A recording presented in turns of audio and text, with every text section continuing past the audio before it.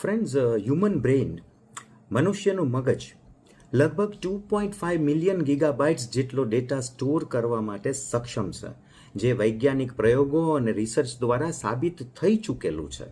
એટલે કે આટલો ડેટા એટલે મિત્રો સમજો છો ને કે એન્ટાયર સંપૂર્ણ ઇન્ટરનેટમાં જેટલો ડેટા છે તેનાથી પણ વધુ ડેટા સંગ્રહ કરવાની, સમાવવાની ક્ષમતા મનુષ્યના મગજની અંદર હોય છે.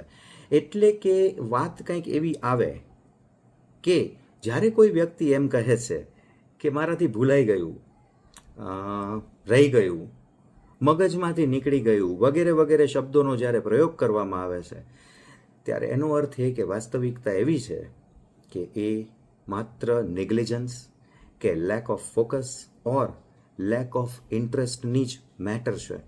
બાકી ખરેખર મનુષ્યની મગજની અંદરથી એ બાબત ક્યારેય ભૂલાતી કે ચૂકાતી હોતી જ નથી. Think about it.